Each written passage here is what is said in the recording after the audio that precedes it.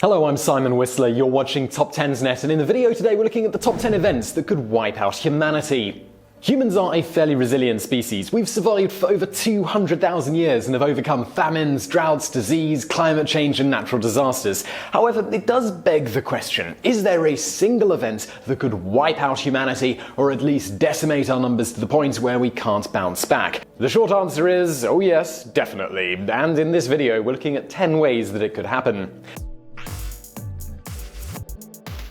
Number 10. Alien disease. Alright, so one day you're sitting at home, you're minding your own business, watching the local news, and the top story is that a small comet has crashed into some town about an hour away. You think it's pretty interesting, but it doesn't hit anyone or do anything in particular, so you forget about it pretty quickly. The next day you go to work and half of your co-workers are out sick. After an hour you feel incredibly ill, so you announce that you're going to go home only to realize that everyone else has left. You walk outside and there are people lying dead on the sidewalks. In the distance there is the sound of helicopters. As you lay down, too sick to walk, you see that there are many military helicopters. However, they are already too late. It turns out that the comet had an incredibly infectious alien airborne virus, and it spread too far to contain.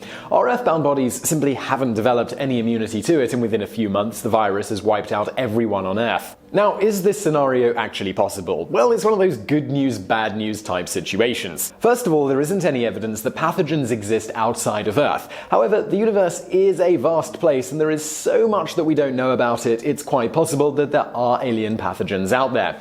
In fact, it's one of the biggest concerns we have when it comes to space exploration. The problem is that if we did encounter an alien pathogen, it would be devastating because we wouldn't have built up any immunity to it. We already know that this is a problem because, well, it's happened several times already on Earth. One of the most devastating cases was when Europeans first came over to North America. They brought diseases with them that the Native Americans hadn't built up an immunity to, and it's estimated that 95% of Native Americans were wiped out. So we don't want an alien disease to come to Earth, but is it actually even possible for alien pathogens to live on a comet? Well, according to researchers from Cardiff University, it's not only possible, it may have already caused a serious outbreak here on Earth. Their theory is that dust from a passing comet caused the Spanish flu outbreak of 1918 that killed at least 20 million people. Number 9. Chlorine poisoning from Diatom evolution.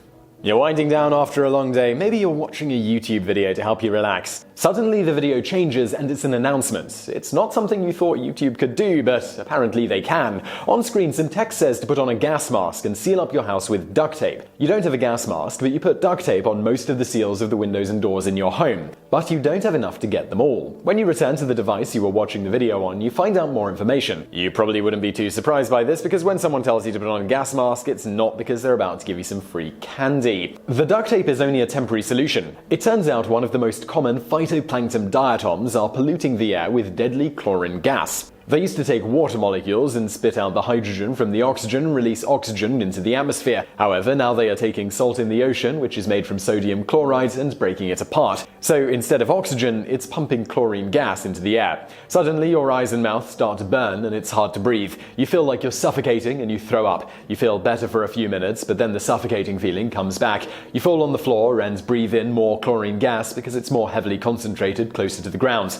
Of course, you aren't alone. Only a handful of people who made it to shelters survived. Unfortunately, not enough people make it to the shelters and humanity is wiped out because of the algae. According to Caltech's Joe Kirschfink, a geobiologist, this scenario is possible but unlikely. The big however is that something like this has happened before. About 2 billion years ago, the atmosphere on Earth was mostly methane and other greenhouse gases. But then, about 2.35 billion years ago, cyanobacteria, also called blue-green algae, started to pump out free oxygen. This changed the atmosphere and made it possible for life as we know it to come into existence. However, no one is really sure why the cyanobacteria started pumping out oxygen. Kirschfink said that a similar shift in diatoms to switch to salt instead of water is just one small change in the metabolic pathways. He points out that there is no evolutionary benefit to the diatoms changing, but so far there is no known reason the cyanobacteria started pumping out oxygen either. Number 8. Alien invasion. You're hanging out, kind of watching TV, but not really paying attention. You don't even notice that a Doctor Who episode is playing. Then you notice the plot is about aliens you forget about after you look away from them. Interesting, you think, but not possible. To prove it to yourself, you turn your head around quickly, and there's nothing there. So you go back to watching the show, and then you turn your head back again quickly, and there's nothing there. But then an 8-foot reptilian humanoid kicks open your door, points a rifle at you, and without hesitation, it fires a laser beam which hits you in the heart and stops it instantly. The hunter's score goes up by 1, and fans back home on Kepler 283 cheer as they watch on something similar to television. They say to each other in their own language, "This year of extermination is going to be weak. The Earthlings only use metal bullets. They won't even last 2 weeks." They all agree, but what else are they going to watch that is this exciting? So they settle in and watch the rest of the humans being wiped out while they mount a pitiful defense. Of course, the biggest flaw to this scenario is that there is no evidence that any other life in the galaxy exists other than us. If there was, we'd probably find radio waves first. However, there is no evidence that aliens don't exist either. Also, while we certainly hope that they would be peaceful, there are many reasons why they don't have to be.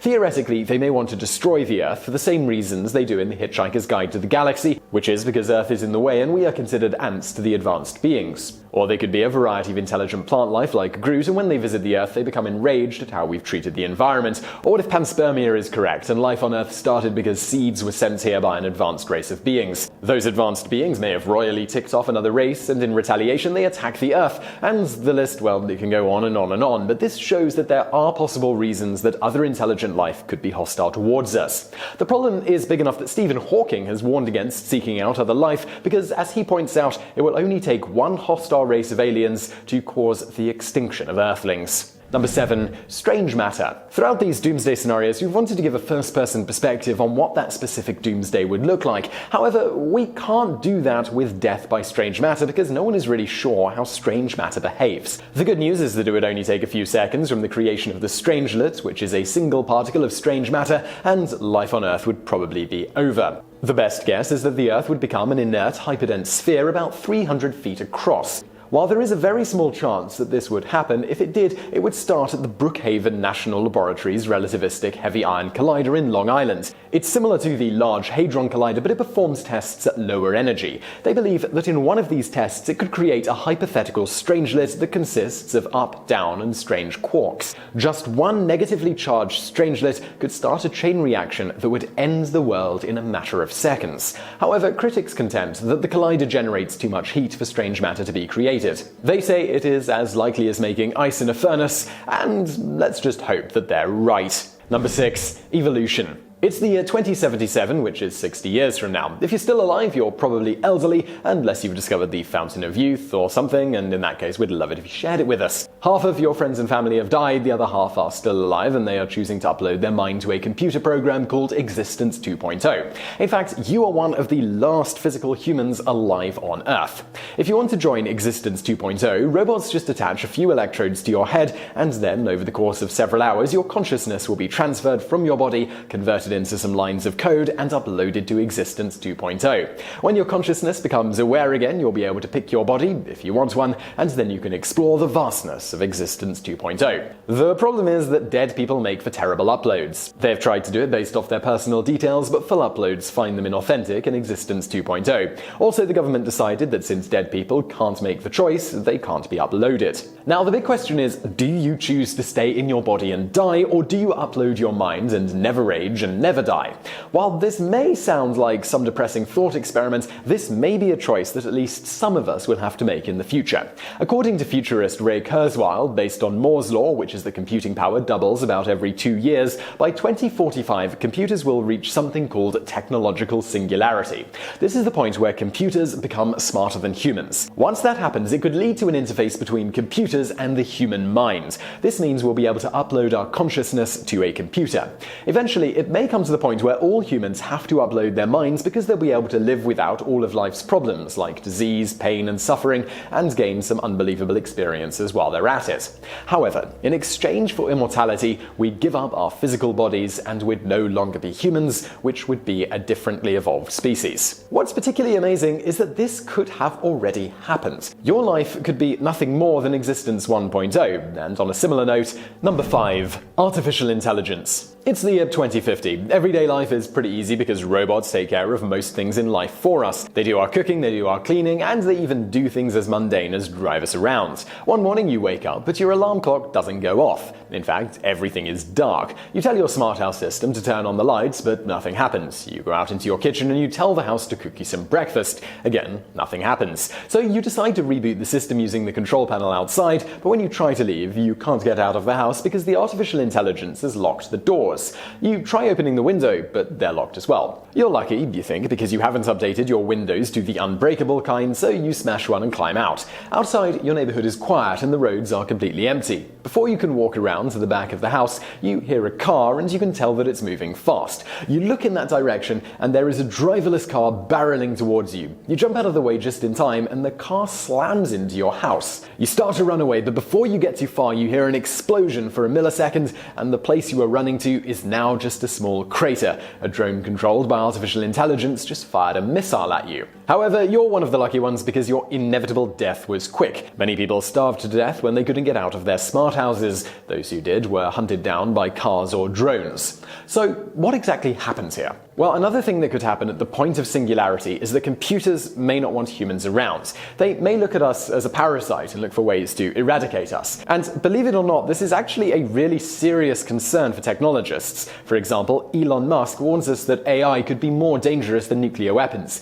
He also says that there is only one chance to get it right, and if we don't, it could simply wipe us out. That is why Google's artificial intelligence division, DeepMind, and Oxford University are developing a kill switch for AI. Because if an AI system were to ever get out of our control, we may never get it back under our control. In fact, by trying to do so, the AI system could take that as a hostile move and it might retaliate. Once it does that, it could simply calculate that it would just be easier to erase all humans. Number 4. Passing rogue planet. You're sitting on your couch watching some television after a long day. It was such a long day, in fact, that you just happen to settle for whatever is on cable. Suddenly, the show cuts away, and it's the leader of your country. He or she says that a rogue planet is going to pass through our solar system, but they do not expect it to collide with Earth. So you breathe a sigh of relief, but your country's leader continues. He or she says that the planet is hundreds of times larger than Earth, and it will pass by Jupiter. Unfortunately, this will ultimately affect our orbit around the Sun. The head of state explains that our position to the Sun is ideal for life on Earth. The Earth has something called Goldilocks conditions, meaning it's not too close to the Sun to be too hot and not too far away to be too cold. A major reason we stay in this hospitable zone is because Jupiter helps hold us in orbit. Since the rogue planet is going to alter Jupiter's orbit, it will in turn alter our own orbit. During the summer, we'll now be as close to the Sun as Venus, and now in the winter, we're going to be as far away as Mars.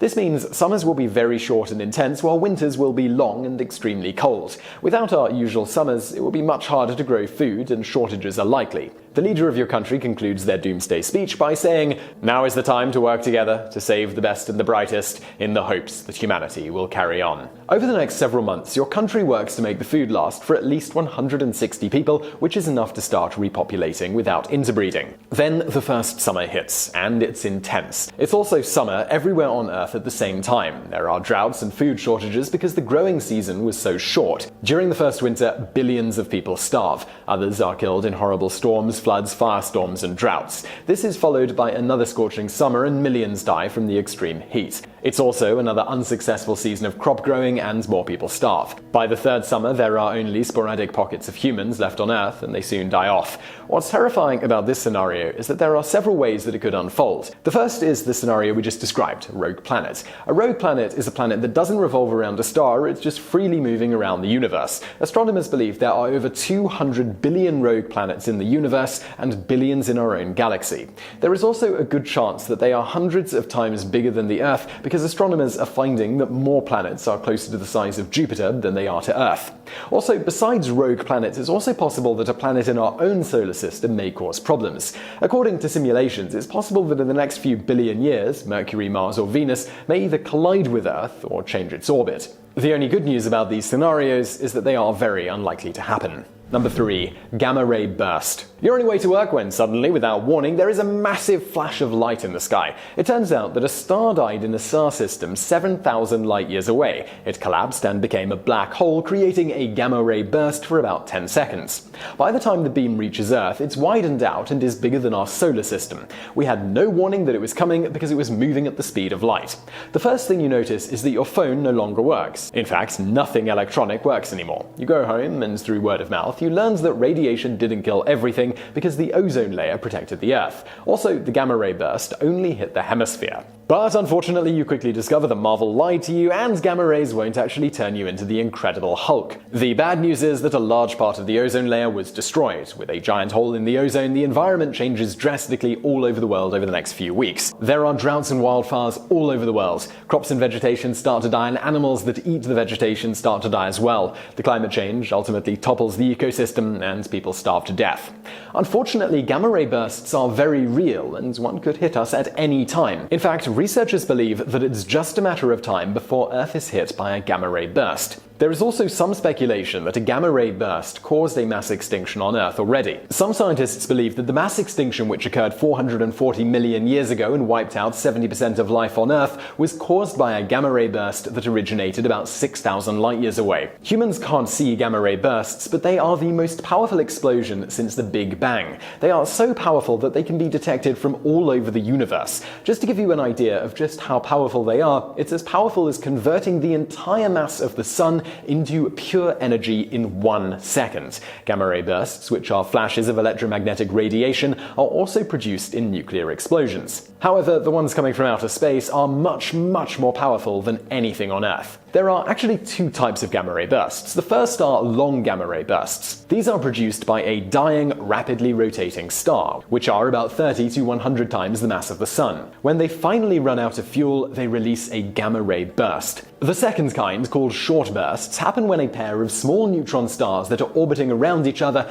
collide, and the implosion creates the gamma ray burst. Number 2. Asteroid. 5 days ago, most people on Earth found out that an asteroid about 60 miles in diameter is heading directly towards us. The government of the world tried to keep it quiet, but there were too many amateur astrologists, and one of them noticed. The story was then picked up by major news organizations. And yes, we're basically describing here the plot of Deep Impact. End of the world antics ensue. There are riots, looting, religious fervor, religious denial, and of course, some good old-fashioned hedonism.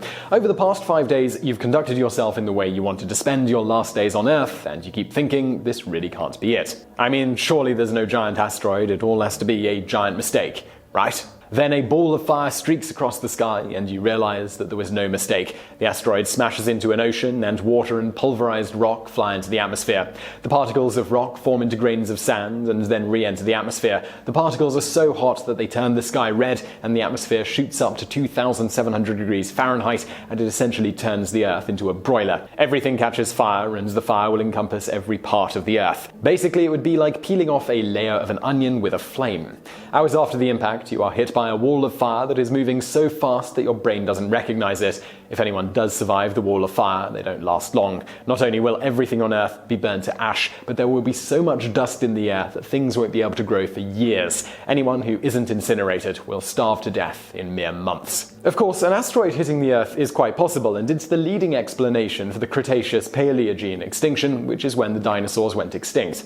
The asteroid that caused the mass extinction was just 7 or 8 miles wide. If something the size of it were to hit us, it's possible it could wipe us out as well. To kill off all of humanity, though, University of Colorado scientist Brian Soon says that an asteroid just 60 miles wide would do the job. The good news is that astronomers don't expect any asteroids to head in our direction anytime soon, or at least any that they know about. Number 1. Weaponized smallpox attack. It's 3 days before Christmas. You're in the airport, and it's an absolute zoo. You go on your relaxing vacation, and you come back a week later, and again, the airport is a madhouse. About a week after you return, you develop a high fever and terrible body aches. It's so bad that it leaves you bedridden. Eventually you call 911 because you feel that sick, but it turns out the line is busy. Instead, you call your mum, and she tries to drive you to the hospital. The roads are empty until you get a few miles away from the hospital, but you can't get any closer because there are so many cars blocking the road. You don't think you can walk the miles to the hospital, so your mum drives you back home. You don't remember calling your mum, but she helps you into bed and says that you have a high fever.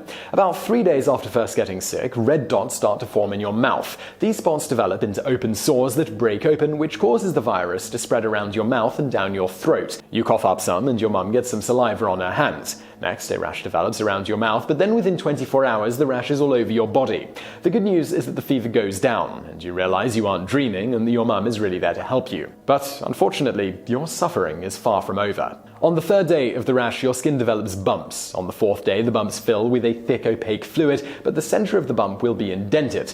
And that's when you know for sure that you have smallpox. As you lay thinking about it, you were sure that smallpox was eradicated in 1979. Your mum tells you that that was true, but then she informs you that some eco-terrorists got their hands on the smallpox virus and they genetically modified it to make it more resistant to vaccines and much more contagious. They released it in an airport on every continent just before Christmas. She also mentions that there is no cure, but soon you forget about it because the fever is back. The fever lasts for about 5 days while your bumps turn firm, and then your fever drops. A crust forms over the bumps and they eventually turn black and scab. When the scab falls off, your body emits the smallpox smell, which is a sweet and pungent scent. However, one of your sores becomes infected because your mother was too sick to care for you and there were no clean bandages. You pass away after being sick for 2 agonizing weeks, which is when most people die who are infected with smallpox. Outside of your house, much of the world is suffering a similar fate. It turns out it was a rare form of smallpox called flat variola major, which is almost always fatal. The very few people who do survive are left scarred, and many are left blind. Sadly, the human population can't recoup, and nature reclaims the earth. It sounds like a pretty hellish way to go, right? But is it actually possible? Well, the bad news is that a particularly virulent form of smallpox was developed by the Soviets during the Cold War, and they stockpiled enough to infect every person on Earth several times over. What's even more terrifying is that no one is exactly sure what happened to the tons of weaponized smallpox. Another problem is that since we eradicated the disease in 1979, vaccinations for it are no longer given to people. Even if you did get the vaccination as a child, it's no longer effective. So yes, a pandemic caused by weaponized smallpox is all too possible, and that's a very cheery note to end on, isn't it? So I hope you found that video interesting. If you did, please do hit that like button below, and don't forget to subscribe if you haven't already for brand new videos just like this every day of the week. Also over there on the right, a couple of other videos that you might enjoy if you enjoyed this one, and thank you for watching.